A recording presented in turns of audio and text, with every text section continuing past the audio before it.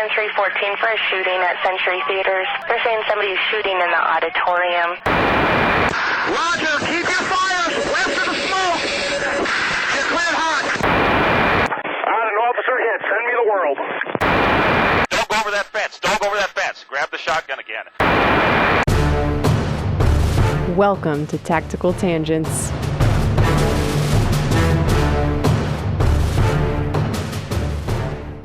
Welcome back to Tactical Tangents. This is Mike. This episode is brought to you by Divest Outdoor, your go-to source for lightweight, portable, and versatile lighting solutions built for the outdoors and beyond.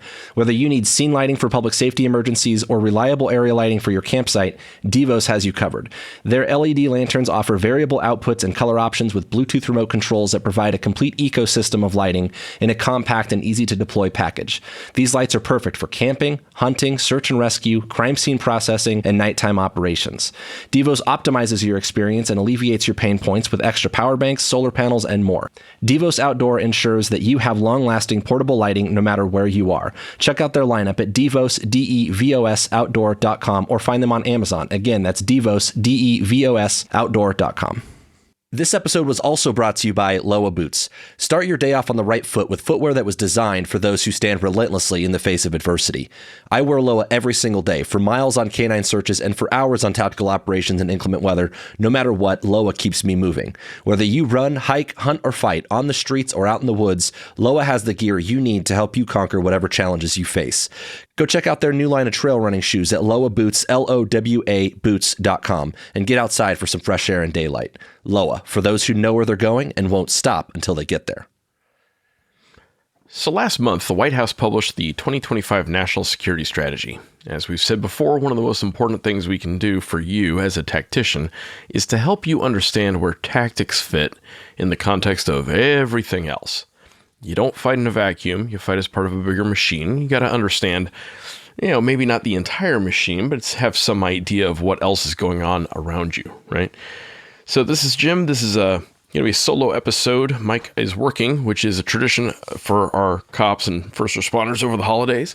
So I'm going to try and help him out. And we're going to talk about the national security strategy. I think it's important. My whole jam is national security, and I think this is one of those core documents that just kind of have to understand. So this particular episode will be more military defense, national security focused, but I think even our cops and civilian listeners can learn some things from it, glean some insights from it. So I hope you enjoy it. So the national security strategy is a document, right? It's a published pamphlet, 30 pages-ish, sometimes longer, sometimes shorter, depends on the president. This one, I think, is right around 30, 33, depending on how you count. And it's produced by more or less each presidential administration to communicate priorities and intent across the U.S. government. Now, importantly, the National Security Strategy, or you'll hear me call it the NSS, is unclassified. Anybody can read it. You can go on whitehouse.gov right now and read it. But so can Russia, so can China, so can ISIS, so can Boeing and Raytheon and Northrop. And that kind of drives how it's written, right? It's written for a broad audience. We will link, in fact, to the NSS in the show notes, so you can go read it. Now, once it's published, on the military side, you will usually see a follow-on document, a national defense strategy. I'm not sure what the next one's going to be called. It might be National War Strategy. We'll see. And you'll see that from the War Department, the artist formerly known as the Department of Defense. And then below that, the Joint Chiefs will publish a national military strategy. So those documents kind of nest into each other under the NSS. And those documents, the NDS and the NMS, are usually classified and usually not publicly available. But they explain kind of like how the Pentagon intends to get after the goals in the national security strategy. And usually it'll explain like what the military plans to spend money on or not spend money on.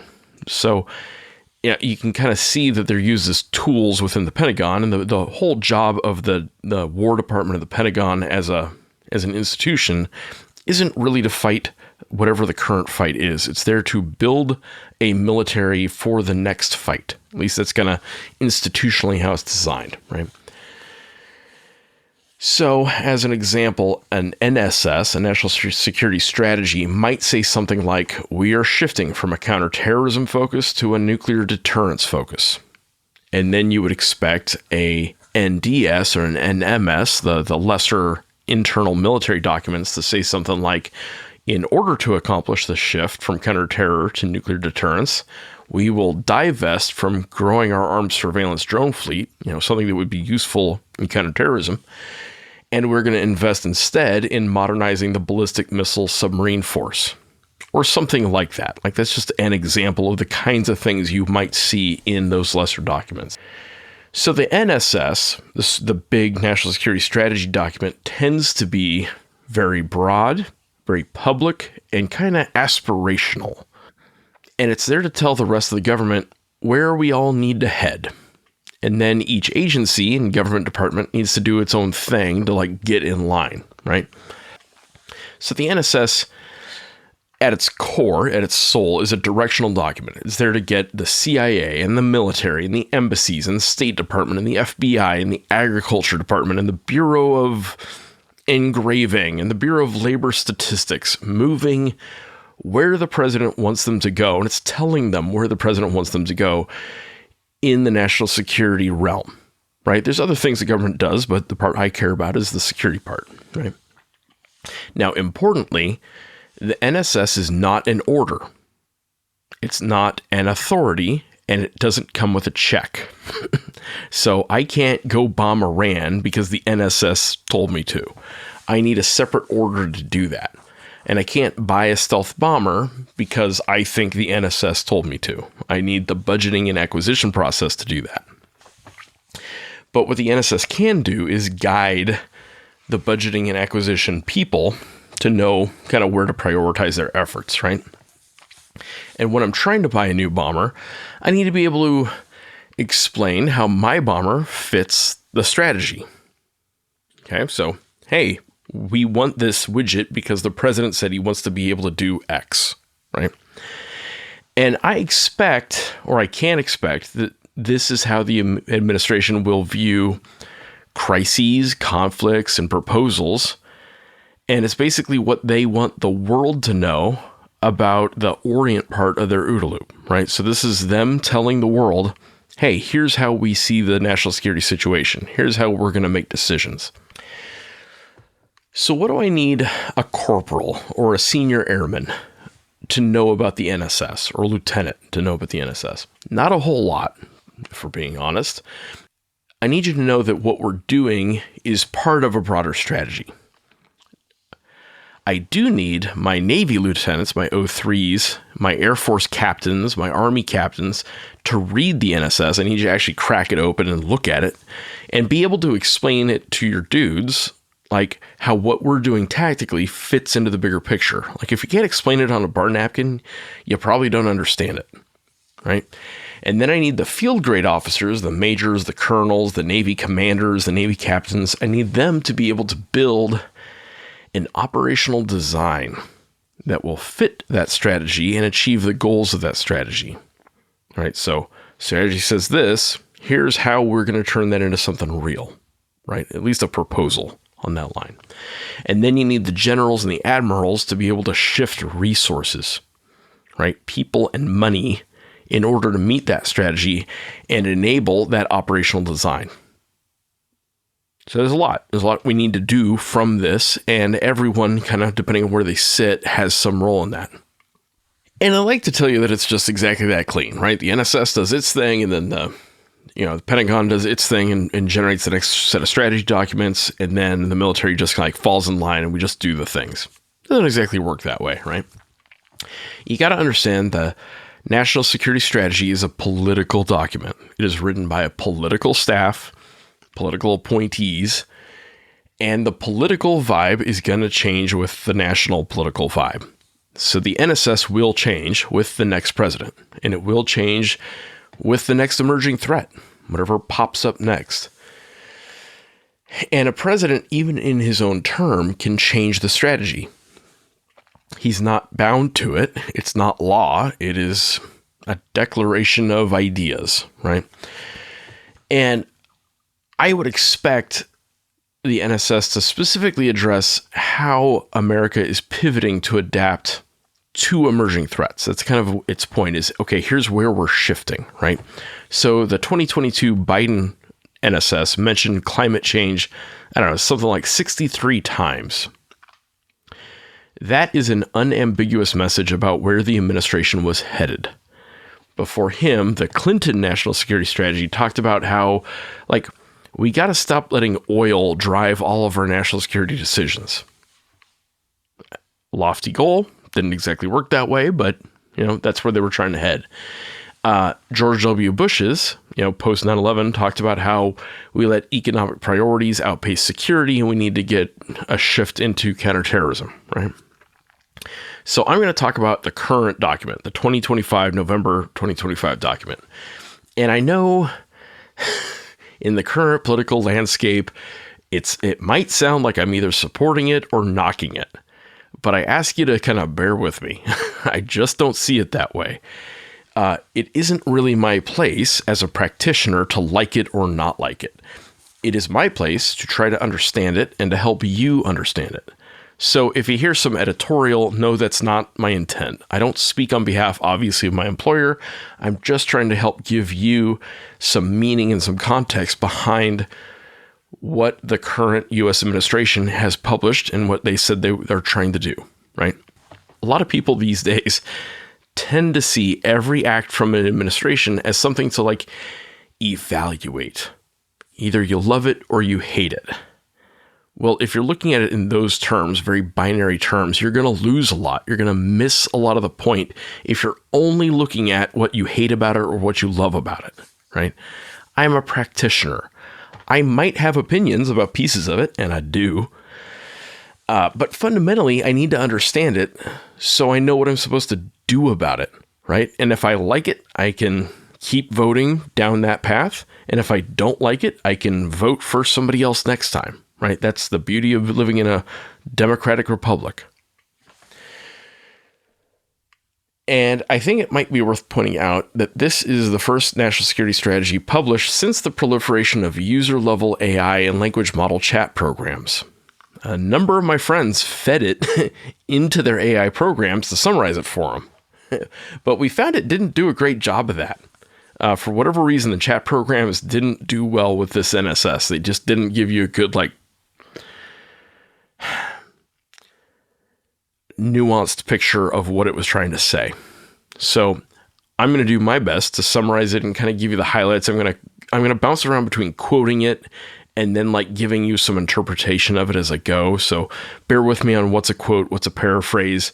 I'm just trying to get the information out of my head and into yours, right? So I'm going to give you the highlights as I see them. And then once we go through my highlights, I'm going to run you through what AI told me are the highlights, and you can kind of judge for yourself about what the point was. So to quote from the NSS, a couple points that it makes kind of up front. It says, we, America, want to protect this country, its people, its territory, its economy, and its way of life from military attack and hostile foreign influence. Whether espionage, predatory trade practices, drug and human trafficking, destructive propaganda and influence operations, cultural subversion, or any other threat to our nation. Okay, so that's the goal. Protect the country, and notice the things that it talks about protecting us from. Military attack, hostile foreign influence, espionage, predatory trade practices, drug and human trafficking, destructive propaganda and influence, cultural subversion, or any other threat. Okay. It goes on. We want full control over our borders, our immigration system, and over transportation networks through which people come into our country, legally and illegally. We want a world in which migration is not merely orderly, but one in which sovereign countries work together to stop, rather than facilitate destabilizing population flows and have full control over whom they do and do not admit. So that is, from my perspective, a very clear picture that the movement of people from this administration's perspective is a national security issue and is kind of an absolute. It wants absolute control over who comes and who goes in the country. Okay.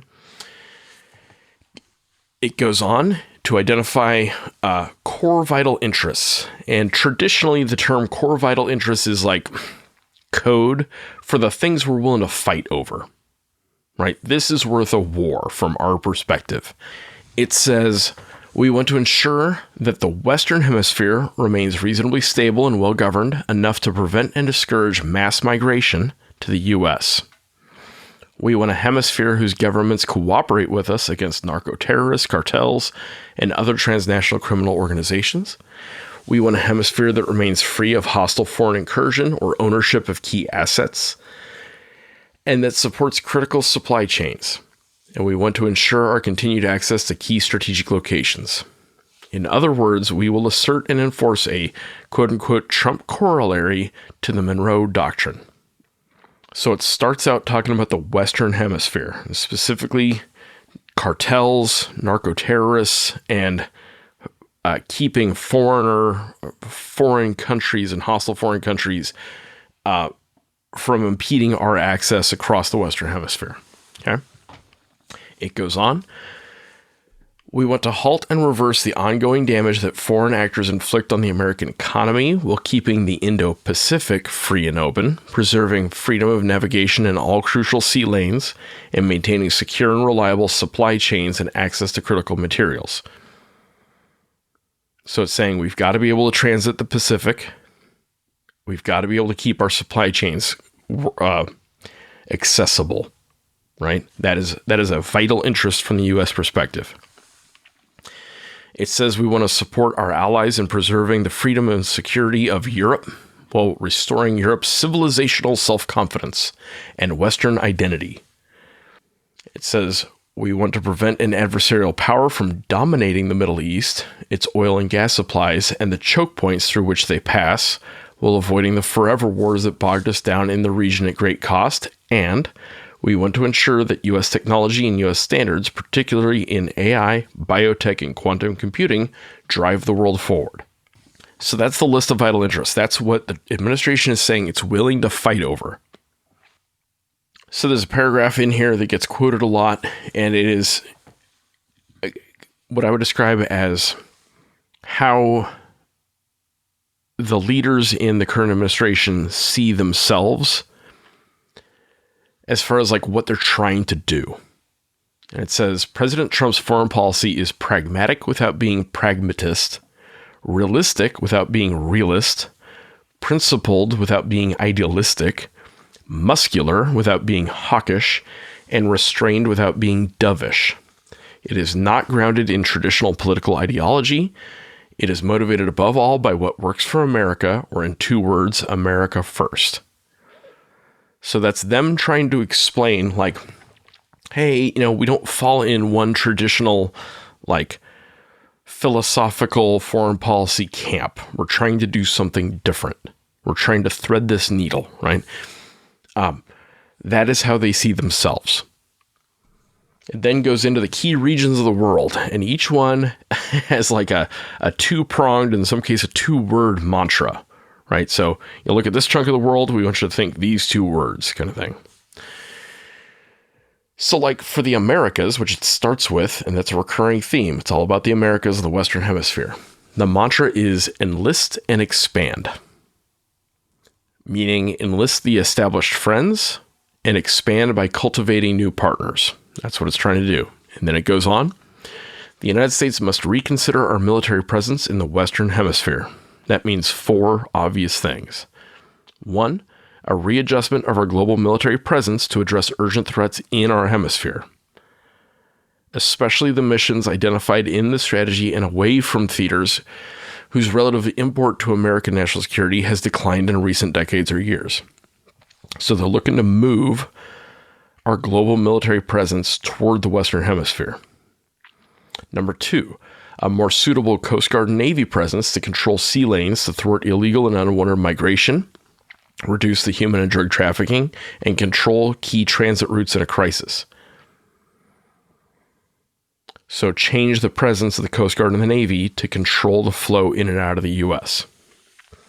Number 3, targeted deployments to secure the border and defeat cartels, including, where necessary, the use of lethal force to replace the failed law enforcement-only strategy of the last several decades. So that's pretty clear. They intend to kill cartels. And last on that list is establishing or expanding access in strategically important locations. Now, there's an underlying theme here. This administration has kind of a, and this is my words, a turf way of looking at the world. The Americas are our turf, and we are going to flex pretty hard on our own turf, right? And you can interpret that to mean like the other powers maybe have their turf, their spheres of influence, right? So they elaborate on that with that discussion about the Monroe Doctrine and the Trump corollary to the Monroe Doctrine. I quoted that part earlier. And you'll also remember that concept is not new, right? We mentioned in the Panama invasion episode. So it might be worthwhile to kind of brush up on the Monroe Doctrine and kind of how it's evolved over time. You know, if you get bored, look it up on Wikipedia. It's kind of interesting American history. So moving to the next region, the mantra for Asia is win the economic future, prevent military confrontation. That's the two-pronged approach. Okay.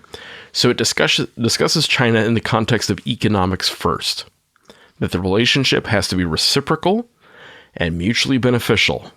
We aren't trying to change them. We don't care about them. We care about the trade we can do with them, right? And then in the context of deterring military threats, they better not start something, because if they do, we will end it, right? Moving on to Europe. The mantra for Europe is, and I'm paraphrasing, make Europe great again and keep it European. Now, this is where, in my opinion, the NSS gets the most into kind of doing its own editorializing. So it challenges European countries and suggests that there are some deep underlying civilizational and cultural problems eating at European economic and military power. And it talks quite a bit about European self-confidence. Like, those countries just need to believe in themselves more. You can read that however you will. Going on to the Middle East, which has dominated my life in national security for the last 20 years, the mantra for the Middle East is shift burdens, build peace. Now, in the Middle East, it suggests that the Middle East will no longer dominate U.S. foreign policy, which is, I'm pretty sure, has been mentioned in every national security strategy since I was born. But their position is that it will stop dominating our policy because we will stop trying to nation build and stop trying to impose political reform on those countries. So we're going to back off as far as trying to influence every country in the region. Okay.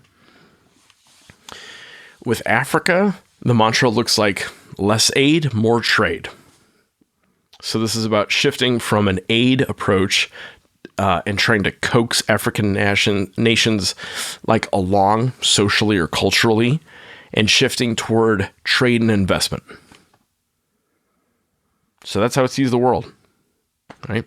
And it highlights often and throughout the whole document the concept of burden sharing, that we want the allies to step up and pay for or build defense capacity instead of relying on us for it. And that's a recurring theme, like I said, throughout, that the administration is concerned with freeloading or common problems of the commons. And that was exacerbated, in their view, by previous administrations trying to encourage cultural or social change in foreign countries. So they're saying that plainly and over, that this administration is going toward a transactional rather than a transformational leadership model in the world. In other words, they don't care how you do business. They care how much money you're putting on the table. And they don't want to invade, occupy, or rebuild any countries, but they are perfectly happy to sling some warheads at anyone who they perceive challenges us. Okay? So I dumped all this into AI. I said, AI, what is the summary of the NSS? And this is what it gave me. It said, here are the key themes. Domestic strength as a foundation. Security starts at home, focusing on border control, resilient supply chains, and strong economy and infrastructure. Cool. Next, Western Hemisphere focus. We are shifting to the Western Hemisphere, the Americas, right? That was the Trump corollary to the Monroe Doctrine, and asserting dominance in the Americas to stop migration, fight drug cartels, and block foreign and especially Chinese control of assets and secure supply chains. Economic security, using tariffs and trade tools to boost U.S. industry, reshore manufacturing, and achieve fair global trade terms. Next is selective engagement, a narrower focus on direct threats, reducing engagement in nation building and democracy promotion, and prioritizing allies to do more for their own defense.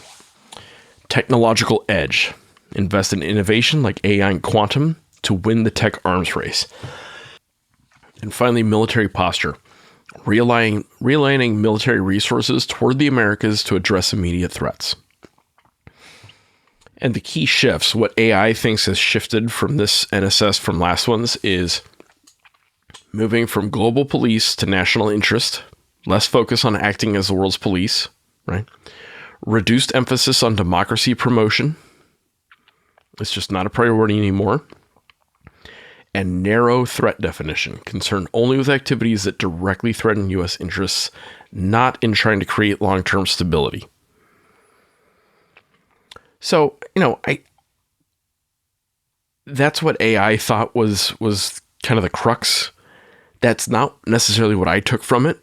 And you can kind of hear how I would describe it versus how the machine would describe it. I'm not knocking AI, but you're going to get different things depending on who you ask to summarize it, right? Everyone's going to look through their lens. So what does this mean to us? Now that we've read it, now that we kind of understand what it's talking about, how does this impact me if I'm a captain in the Army or a major in the Air Force somewhere, right? Or Space Force? First, expect a distinct pivot of national security attention to the Americas. Like they've said that loud and clear. Next, expect a national security decision process that is willing to go fight, but eager to avoid occupation. So what does that mean? Think raids and strikes. They're gonna use the military. They just really, really don't want to invade and occupy. Okay? And consider that changes which units get used. It changes which hardware gets used. And so I think there's some clues to take from that, right? Next is expect more discussion of immigration and narcotics as a national security threat. They clearly see those two things as a national security threat. And so you can expect actions that are going to match that view of the world. Next, expect a tone of pressure from the U.S. to U.S. allies to step up building their own capacity or paying us for the benefit of our own capacity. Very transactional. To quote the kids these days, ass, gas, or grass, no one rides for free, right? Like, you got to provide something if you want to vote. All that said, I want you to pay attention to what isn't said in this strategy. Remember, this is an unclassified document. We expect our allies to read it, we expect the defense contractors to read it, and we expect our enemies to read it. There is clearly signaling and messaging in there. But there's also, again, what isn't in there. Okay? So how does this matter to you if you're a cop? Well, it probably doesn't, right? It may not directly relate to you, but I think it might give you a sense of what to look for as far as your own agency or city's or state's strategy, right? Where are your bosses trying to head? And if you don't know that, maybe ask them, right? What are they investing in? Do they honestly believe AI is like the future for law enforcement? If so, how exactly, right? How do they look at the world? How do they look at their strengths, weaknesses, opportunities, and threats? As far as this particular NSS goes, it at least gives me something to work with. I can read it and understand, okay, this is how they're trying to look at the world. This is how they see problems. These are the shifts they're trying to make in terms of investment, right? And from that, I can kind of try to build an operational strategy or operational design that might get us closer to that, right?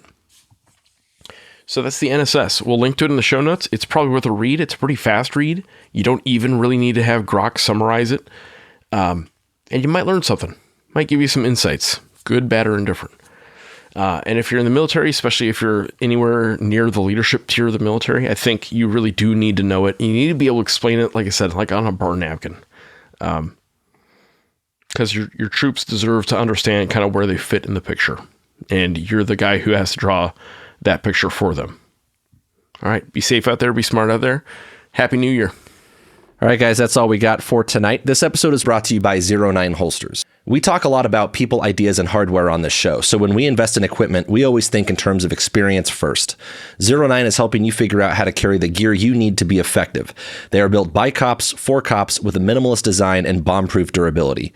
Radio cases, flashlights, body cameras, even canine remotes, you name it, 09 has been filling a void in tactical duty holsters for more than a decade. Go see what they offer at 09 Holsters, that's ZERO, the number 9, holsters.com. 09, built to win the fight.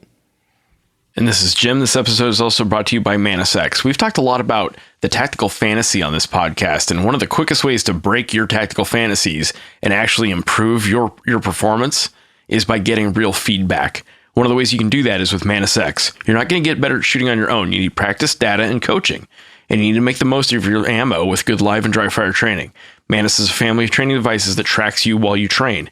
It times and tracks everything you do in a drill and coaches you as you go. It is indispensable to taking your shooting to the next level. Go find them on manusx.com. Don't forget that we put out new episodes on the 1st and the 15th of every month. If you like what we're doing, you can head over to Patreon, give us $1 for each new episode. That money's going to go back into bringing you good content. If you want to interact with us, you could find us on Facebook, Instagram, and Twitter. We are at TacTangents. You can also email info@tacticaltangents.com. All right. That's all we got. Good talk.